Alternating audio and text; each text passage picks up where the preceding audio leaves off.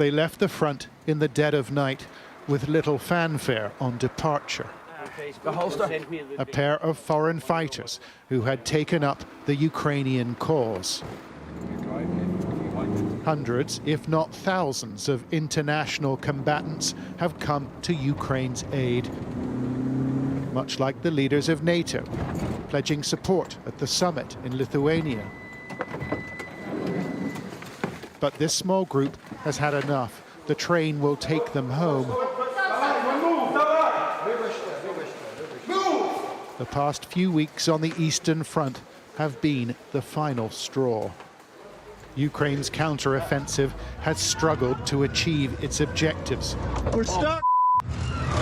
As the Russians deploy mass artillery and minefields to slow the Ukrainians down. Who's out there yelling?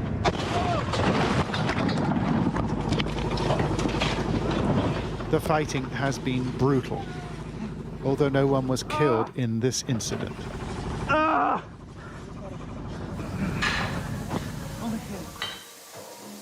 For the foreign fighters, there is a refuge near the front.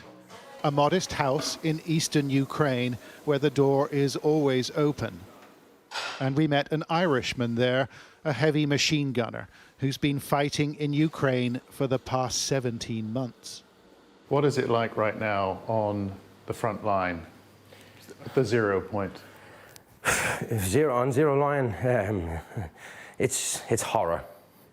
It's horror. There is just, it's a genocide, it's slaughter. There is just people dead everywhere. Russians dead, Ukrainian people dead, Ukrainian soldiers dead, just left there. Just left there, and I don't know why.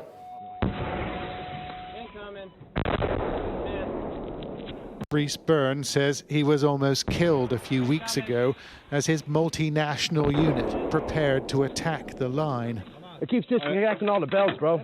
We were told there's a Russian trench line, and our job is to go into the trenches and clear them out, hold them until auxiliary units come, and then we go home. They were taken to a staging area, but they had no air cover, and a pair of Ukrainian tanks withdrew. In the distance, another tank approached, the unit assuming it was friendly. So you're doing all right, though? Yeah, I'm good. Okay. But it wasn't.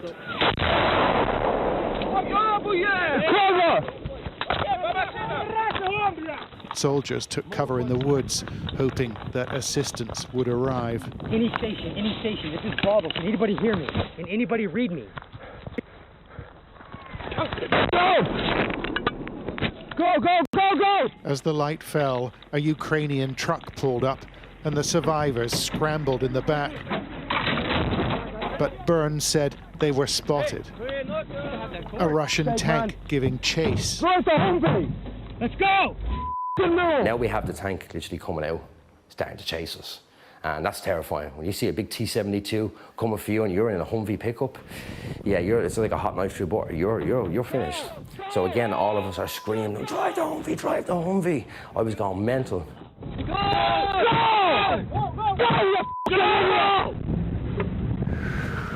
Yeah. I've never done like those big mountains like you have, but I want it, bro. This sanctuary is run by a muscular pastor, a New Zealander called Owen Panoma. What's the point of this place, this house? Be some sort of support, you know, to sit there. Where are you from? You got kids, you know, basically to take their mind off war. No one is pressured to communicate, but the trauma will often make itself known. They sleep talk. They scream. Night time, you come out, go to the toilet, think, oh, he's all right, and the guys wake up, you know, they don't realise that what they're doing.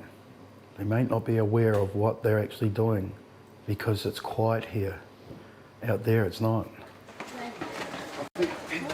Byrne and a fellow fighter race to make their train, with the past quickly stuffed in their rucksacks. But they can't leave it all behind.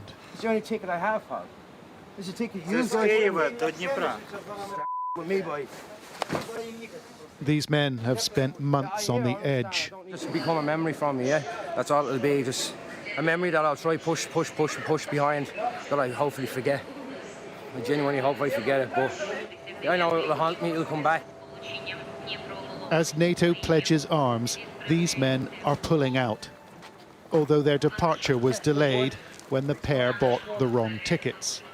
Turns out it was harder to leave than they thought. John Sparks, Sky News in eastern Ukraine.